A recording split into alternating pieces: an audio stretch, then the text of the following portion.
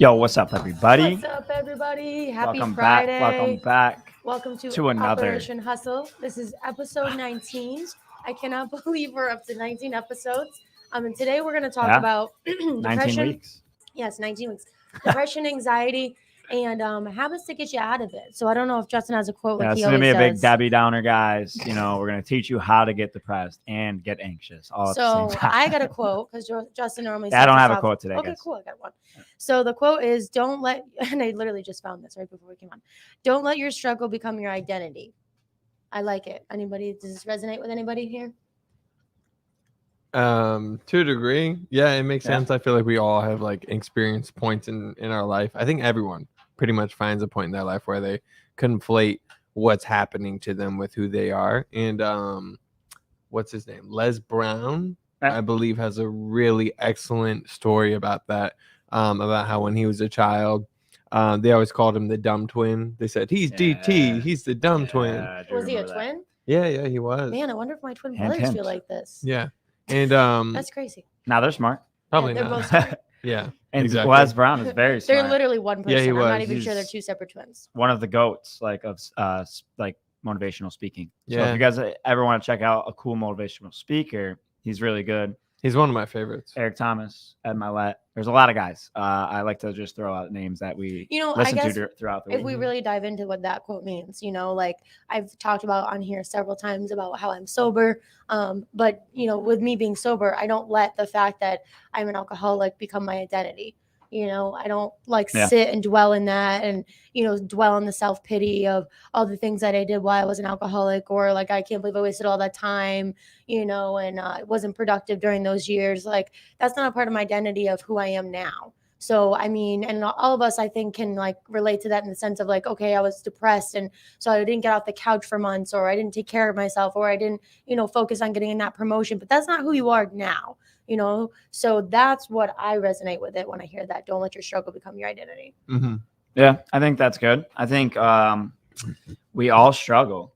And I think when you let your struggles take over, that's when it does become your identity. So it's like one thing to not obsess over it. Yeah. The sad part about social media is and I've said this over and over and time again, is that, it's great for a lot of things, but it's also a downfall in the sense of we allow people to see only what we want them to see. So if we don't want, and most people don't want people to see them struggling. They don't want to see them, hurting. They don't want to see them, broken. They don't want them to see that broken toenail, oh, I don't have my nails done, so I don't want people to see that because they normally see my nails done, so it's deceiving in the sense of it makes people feel very alone and excluded that if they're that person that's dealing with depression, and then they see all these other people and they're posting all these, fabulous cars, or they're going somewhere, they're going on a really cool date, like that nobody else in the world is depressed.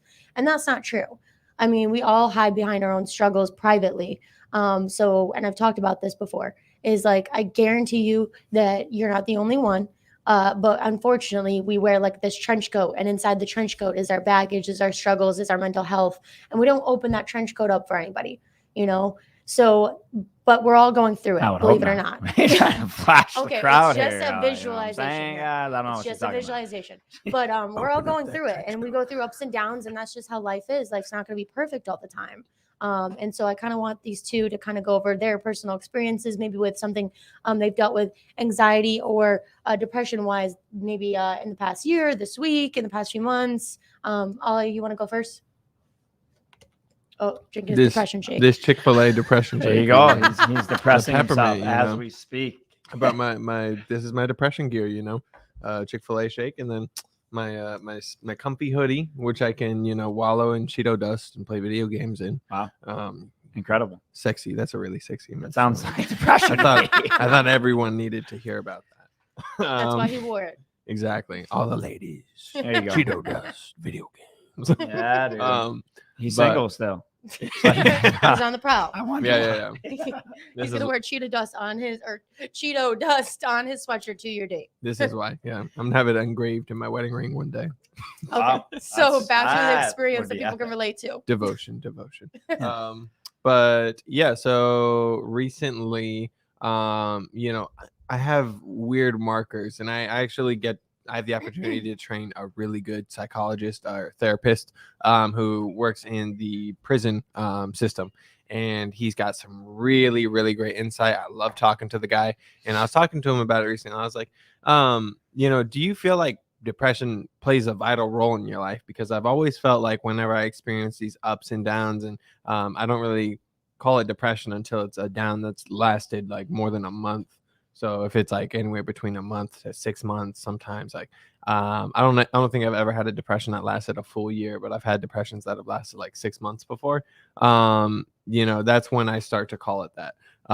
But he was telling me that the depression is normally, he treats it as an indicator light on a dashboard. So it's an indication that something is wrong and you've been living in a way that isn't conducive to like who you are or what you should be.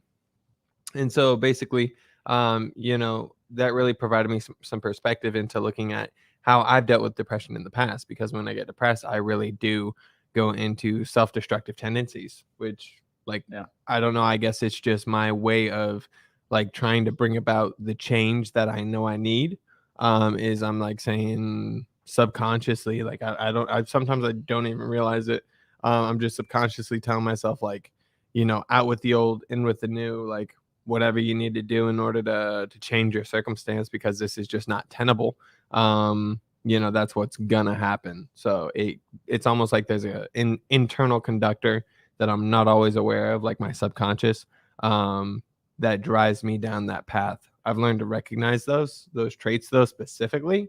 And I don't know, I feel like I'm growing a lot more because of it. Like I did just recently come out of a depressed streak that I feel did last for a good couple of months, like four months or so. Yeah.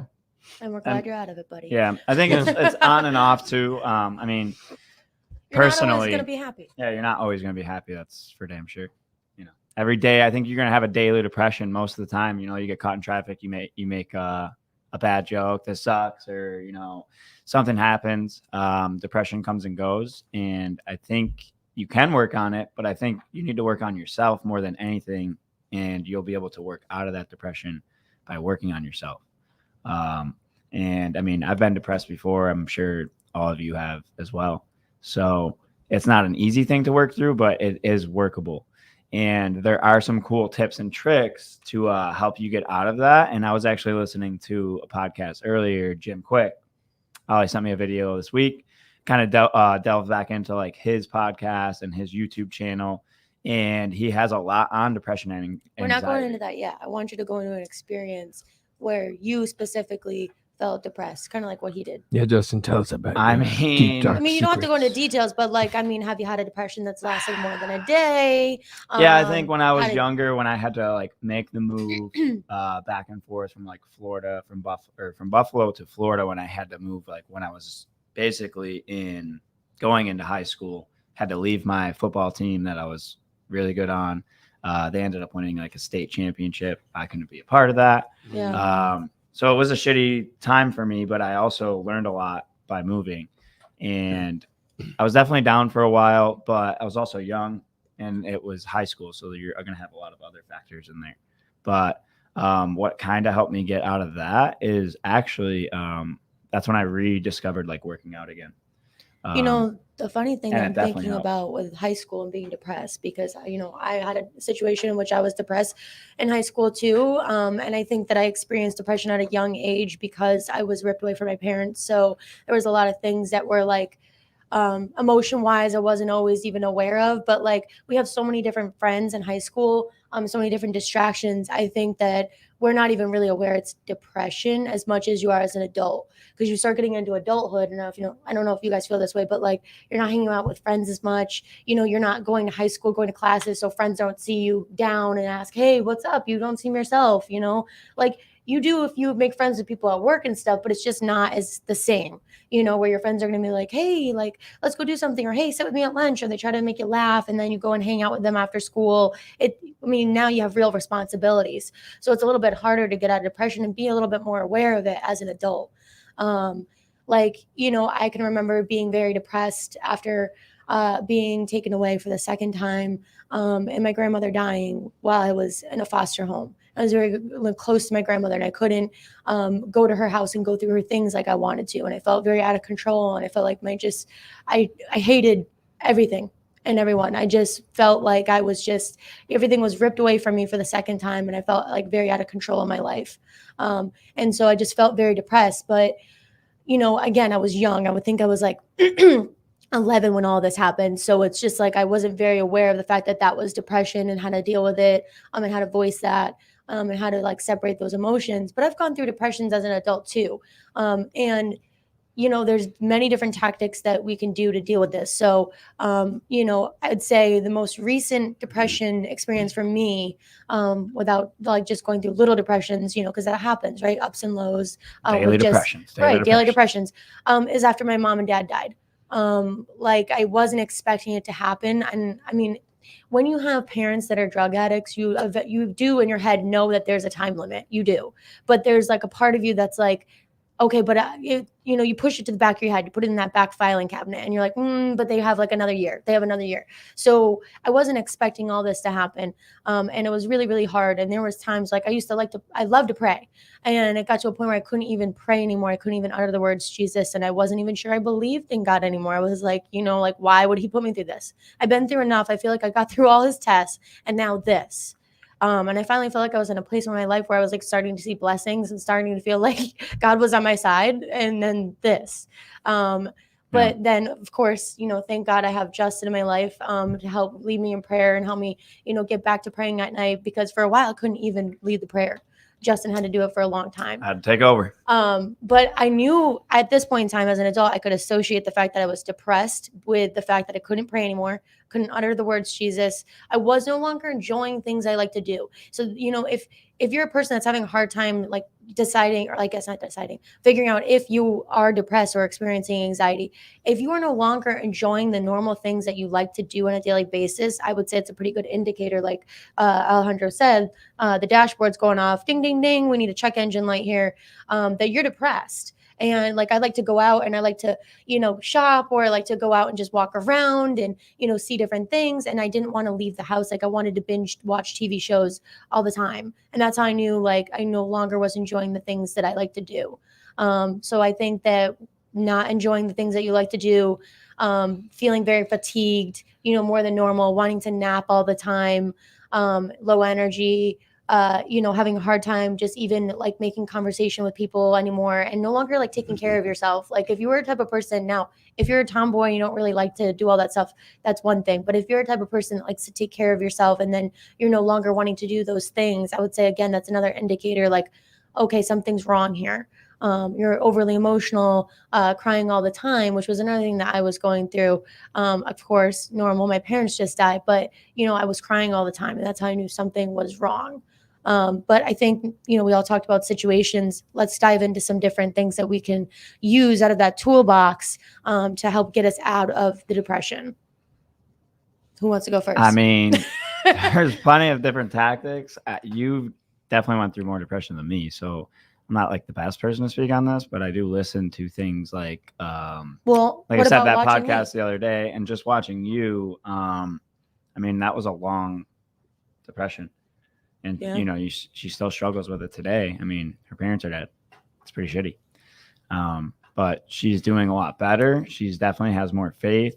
And it was definitely hard for me as well. It wasn't easy for me to watch all of this. So getting through it wise, I don't know. You have better tips than me. I just try to make jokes all the time and trying not to think about depressing things. This So- podcast is making me depressed right now. Well, no, but because it was a really rough time. But in hearing Justin talk about this, it reminds me that if you are with somebody, like let's say you have a roommate or you're in a relationship, I think it's really important to be able to identify that you are depressed, because I don't think we realize we're so like in our own self-pity pot that we don't realize that we're affecting others with our mood and our energy. And that, you don't just affect, your partner, you affect your employee, your coworkers, you in fact affect your boss, you affect your friends, you affect your family, because you're not being you're not being authentic anymore. Your energy is low. And I mean, I'm all about like energy, positive vibes. And that can be set off. Like, I know even if I come in with having a bad morning, I know that can affect the energy. But so I think it's important to be able to say, okay, it's time to get help. When you're starting to realize that you're affecting your partner, and I've had even clients talk to me about different situations where, their partner, they were down and their partner was like, listen, you're not yourself. And I was like, hey, this is a good indicator. You need to start to work on yourself. When you're affecting your partner, like, you don't want your relationship to go to crap too. I mean, everything else is shitty, right? Why would you want that to go to shit too? It's time to start working on yourself. So it's important to be able to identify these things, because we do affect the people that we surround ourselves with greatly when we are struggling through our own mental health, and we don't even know it because we feel so bad inside. Like, it kind of reminds me of like when people have suicide attempts or they feel suicidal. A lot of the other people are, you feel really bad inside that you're not thinking of how you're going to affect others. You're only thinking about how I want this pain to stop. And the same thing with depression. Like, you're not laying around for funsies. You're laying around because you don't know how to get out of it. But I think, for me, when I was younger, I always threw myself into school. I took pride in being on the honor roll and getting good grades. And then when I got to high school, it was more about like having a lot of friends. And actually, I wasn't the type of person that liked to have like just one friend group. I like to make friend groups and different friend groups. She's a friend hopper. Yep. Oh yeah.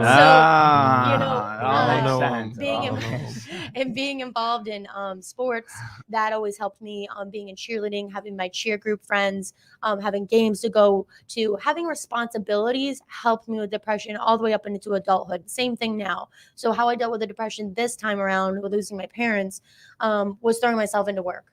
I think just being around people, good people, not other depressed people, because that's just not going to be a good time for anybody. Oh yeah, because you feed off that negative energy. But coming into work, like I came into work like I don't even think you were with us when my mom just died. But no. My mom had just died, and I came into work the next day, and everybody was like, "Why are you here?" And I'm like, why would I stay at home and wallow in the pity? Like, there's nothing that I can do right now. Like, I'm going to leave Monday, get on a plane Monday, I think it was. Why just sit around all weekend long? Justin's going to come to work. We don't get paid time off. Like, I have to make money. And the reality of it is, I know it's going to distract me from being at home and bawling my eyes out. So just staying busy, because, there's something that they say in AA, is an idle mind is a bad mind. Meaning if you got too much space in here in your head and too much room to think, that's when your thoughts start going, and that hamster's on the wheel. And I remember my sponsor telling me, Abby, there's like a hamster on a wheel in your head. And it's just like this, shh, shh, shh, like all night long. The hamster's on the wheel. And that's anxiety, right? Because I struggle with anxiety and depression myself. But staying busy, helping others, because when you help others, you get out of your own head. And that's another thing that they pride themselves on in AA, is like at a certain point, you don't just walk in the room anymore. You say hi to certain people there. You make the coffee. Eventually you lead a meeting, because when you get out of yourself and pour into others, you feel better. And it helps get out of that depression. Also, I tried recently a couple new tactics. I'm always trying to find the positive silver lining in things. Something bad's going on. Well, something's going on with the building. Well, at least we got 5 sales this week. I have to focus on the positives. And then another tactic, I actually talked to Ollie about this recently, about whether or not he thought this adrenaline rush on the cell phone was something that he struggled with, because I feel as if that when dopamine. I bring that, yes, it's a little dopamine drop. That's exactly what it is. It's a drug. It's a trigger. And I actually had my counselor tell me the same thing. She was like, yes, it's a little trigger when you're just like, you get that dopamine dropping when you're scrolling. So the mindless scroll is dangerous. People. It is dangerous. So when I get home, I leave my phone now put that motherfucker in the down. kitchen. and I leave it on the table and I don't actually go and get it until the next day. It stops helps the me, bank account too. helps the bank account, stops me from mindless shopping. It stops me from mindless scrolling. And I was noticing it wasn't just my depression, and maybe my depression was being led by the fact that my attention span was going. I couldn't watch like TV unless I was scrolling at the same time. That's insane. But that's exactly how that led to that, was this. I think this is causing a lot more bullshit too. Mainly Yeah. social media, not really the phone, because the phone was made But those just are my to have tactics. contacts with people. Ollie, what helped you get out yours? So yeah, I took that tactic to heart as well. So it's basically it was referred to in the research that I did as a form of sensory overload. So you get these constant dopamine releases, and then your body's like, oh fuck, I can't bust out another dopamine nut anymore. Yeah. So it's just like you're down. fucked. Yeah. Exactly. So it's like basically I stopped hanging out on the phone so much. I started limiting my time on distractions like video games or like the scrolling on TikTok, YouTube, whatever it may be. I started focusing more on delving into the deeper issues I knew I was avoiding in like my head and my psyche. And I started sorting things out. And I didn't just start sorting things out that were like basked in a negative light. I also supplemented that in the morning. Like the first thing I did for a while, for like a week or two, was I would list off as soon as I woke up, as soon as my eyes were open, I would list off what I'm grateful for, and then I would list off affirmations of like, you know, what I can provide, what I can bring to the table and whatnot.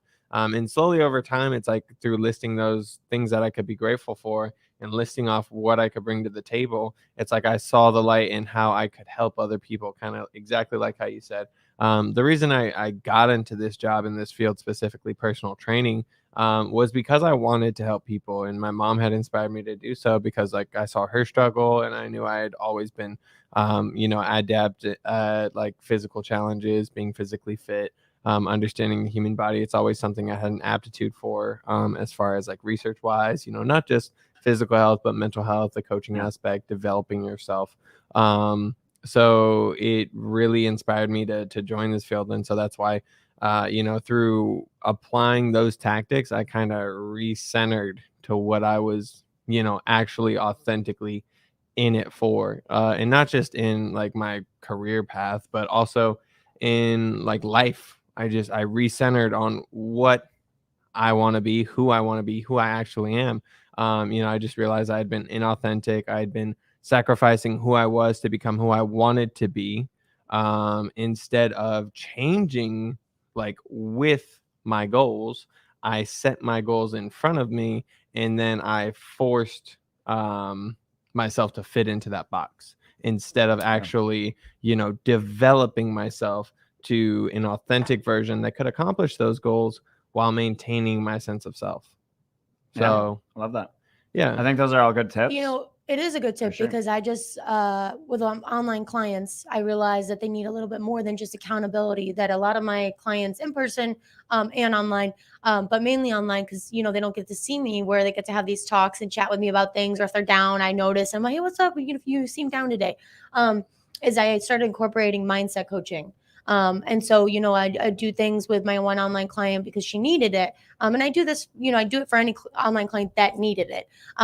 But where I'd say to her, like, okay, this week I want to give you a homework. So this week you're going to come up with 5 things that you're grateful for, or I want you to come up with 3 things that you like about yourself. And it doesn't necessarily have to be about your body. You could say, I have great, you know, hair. I love my eyes. I like the shape of my lips, you know, something that was like, you know, complimenting herself.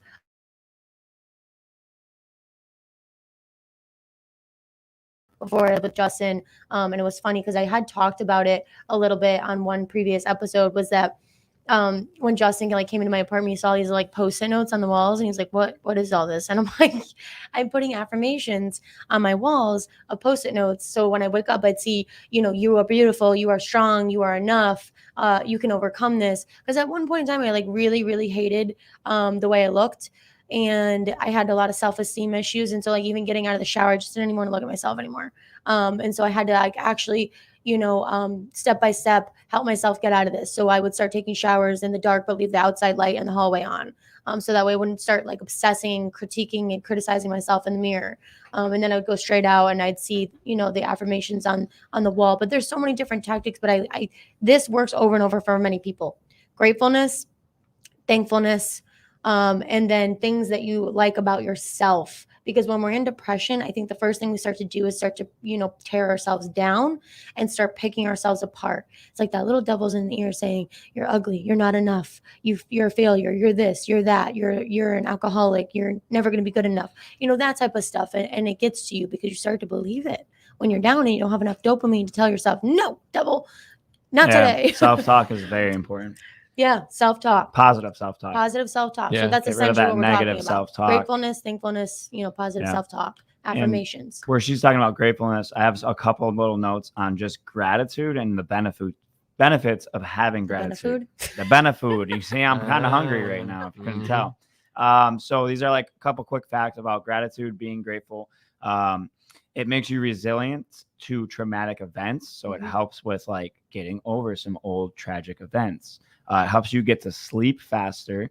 It reduces social comparisons. It reduces high blood pressure. And it does a lot more for you. Like Ali said, like just being grateful in the morning. There's also a good tip of like making a grateful jar and writing 3 things in the morning, 3 things at night, ripping them in 3 pieces or like 3 separate ones, throw them all in the jar. And whenever you're like feeling really depressed or you're feeling down or you're having a shitty day, like reach in that jar, pull one out, and it'll remind yourself, and you handwrite it too. So you'll like know, like I wrote this down. I know this is true, and it will change your mindset just by pulling one out of a jar. Yeah. And what's interesting? Like as you were listing off all those great things that like being grateful does for you, I was just thinking about like the experience that social media provides, and it does the exact opposite of all of that. Yeah. Wow. It makes you I didn't even compare think about to that. everyone. It does the I did not exact even think opposite. about that. That's a gem right there. Ladies and Yeah. gentlemen, Yeah. that's a gem.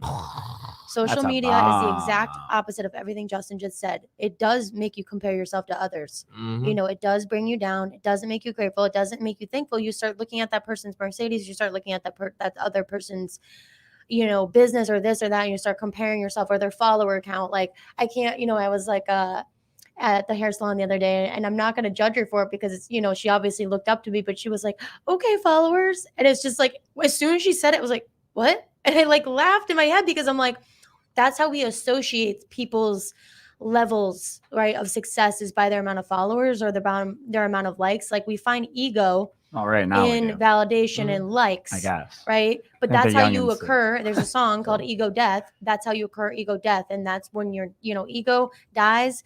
That's how you get into that depression, is by comparing yourself to others and trying to find validation in likes and followers. I've said this, and we all have said it time and time again.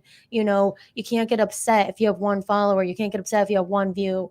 You got to just keep being consistent, because the more consistent you are, the more people will watch, and the more eventually people will catch on to what you're doing. But I think that long tip from this entire episode is positive self-talk will help you get out of this. And I really like what Alejandro said is, really take a look at your dashboard, look at the indicators. Are lights going off? And really, evaluate who in your life could you be affecting, and do you want to hurt those people? Because we don't want to hurt the people around us, but we're so ingrained in the depression and ingrained in our own self-pity pot. It's hard to get out of it and see how our energy will affect others around us. Mm-hmm. Yeah, and a really great way to like really hone in on that is exactly what we were saying. So I feel like we've kind of road mapped a way out of depression through this podcast. Yeah. So like Small you little said, map. yeah, exactly. And you think about the people around you, and then from those thoughts, you can pull out what you're grateful for. Because if you can think about people that you wouldn't want to affect negatively, then you can think about people that you care about. And if you care about people, then that clearly means that they've done something in your life impactful that you have a reason to be grateful for. And if you can find that gratefulness, then you can find a way to return the favor and do better and do good and bring back to the world the light that you seem to be missing. Hallelujah. And I think you just have to be grateful for all the small things too, like literally just waking up. Like remember like how great life really is. And if you keep worrying about the stupid little problems all the time, that's what you're going to worry about. But just remember like that you're given another day every day that you're alive, and that's a blessing in itself. And that should make you grateful. But that's a wrap for today, guys. Just remember, you are not alone. If you are depressed, you are dealing with anxiety, struggling with it, there are many others out there, including all three of us, that have dealt with this. And we've given you the roadmap. So, maybe save this, download this podcast on Spotify. Definitely download it because this is a roadmap that, sometimes we even forget things and you want to re-listen to this down the road. But we will see you next Friday, every Friday, 2 to 2:30 p.m. Operation Hustle. This was episode 19. Follow, subscribe. Yep, follow, subscribe. And share this motherfucker. Let's go. You can find us on Facebook at Abs Fitness LLC, on Instagram at Abs Fitness _Brandon, Florida, YouTube, and TikTok. Yeah. Abs Fitness Film House, and that's YouTube. And TikTok is Abs Fitness Tampa, Florida. Woo! Peace. That's it. Goodbye.